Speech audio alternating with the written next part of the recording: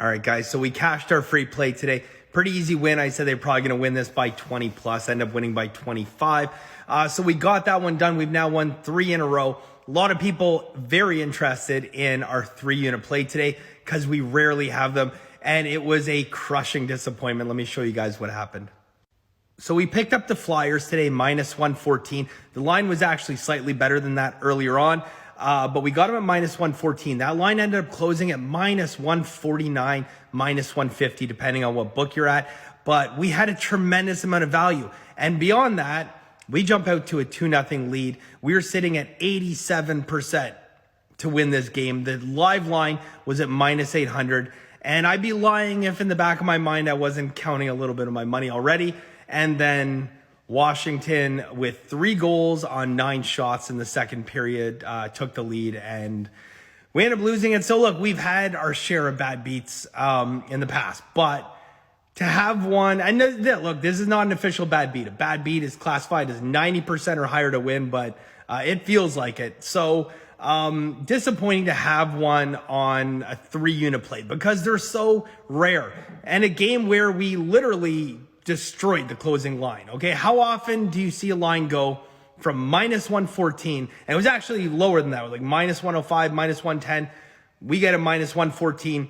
How often do you see a line go from minus 114 all the way up to minus 149 and minus 150? It's very rare. We had a tremendous amount of value. We had a 2-0 lead. We had an 87% chance to win, but that is sports, and that is why we practice bankroll management, because you never know. 13% chance the Capital is going to win this game.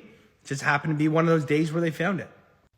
Now, overall for the day, we did battle back, end up being minus day in Masterclass. I think we lost like 1.4 units, something like that. We went 2-1 on our 1-unit plays. We were 11-1 over our last 12 1-unit plays. So that is encouraging, but definitely wanted to get that 3-unit play today. Disappointed. I just want to give you guys a quick breakdown of why I made a 3-unit play on that game. All right, so it's clear we had value. I mean, look, Vegas is not moving the line, if there's square money on it. They're going to sit there and say, thank you very much. I'll take all the square money on it.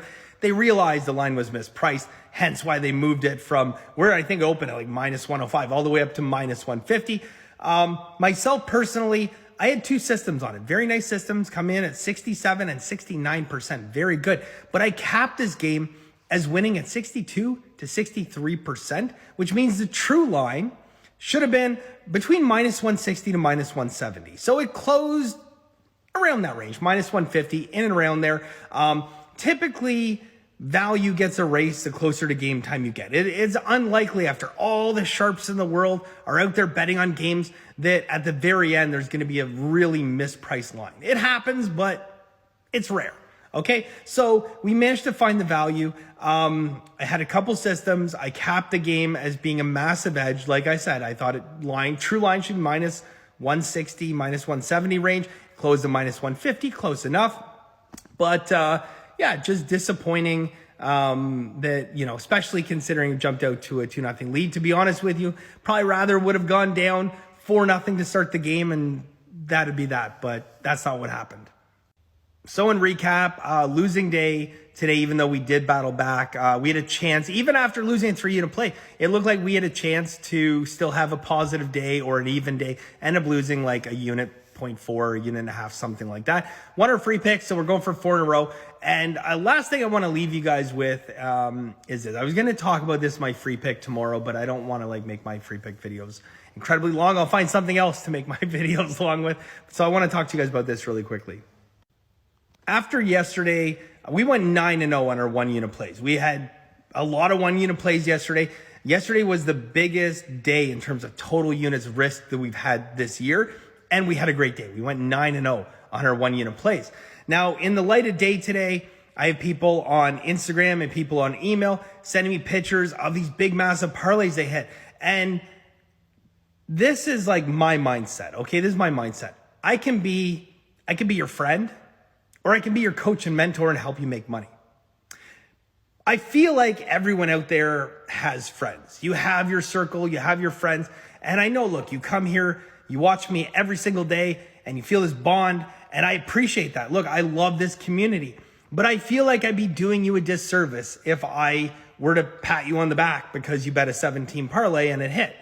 That is not what I'm here for, okay? And I'm not trying to ruffle feathers. I'm not trying to get people upset. But at the end of the day, my goal is to make people money. My goal is to teach people how to bet on sports professionally, period. Okay? Now, I would love to grab a beer with most people in this community, and hopefully I can do that one day. But in the meantime, I'm here to help you guys win money. So if you were to send me a ticket and say, look at that 17 parlay, I parlayed the 1 unit plays and they hit and blah, blah, blah. Am I doing you a disservice by patting you on the back and saying, all right, like, good for you. That's great. You won 20 grand. Fantastic. That's not what I'm going to do. I'm going to be like negative EV. Okay? Keep betting that every single day. How often are we going to go 9-0 on our 1 unit plays? Let's be honest. How often is that going to happen? Okay? This is about the long term. I love this community. I love the people in it. I love the masterclass members. I love the fact they're inquisitive. They're always asking questions. They want to know why. Why are we betting this? Like, how are we finding value? I love that stuff. Okay. These are the people I want in masterclass. They're engaged. They want to learn. But at the end of the day, my job, what you guys pay me for, what you come to watch my videos for, is not to be your friend. It is to tell you straight up. Some people can take it. Some people can't.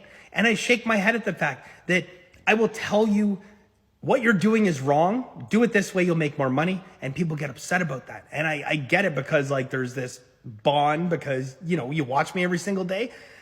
And look, I would love to reciprocate that over a beer, over, a bite to eat one day, over a hangout in Vegas, whatever the case may be. But for right now, my job is to tell you and teach you how to make money. And I'm not going to pat you on the back because you send me a picture of a 17 parlay, okay? Regardless how much it won. Long term, it is negative EV. And I'm not going to congratulate you for doing that.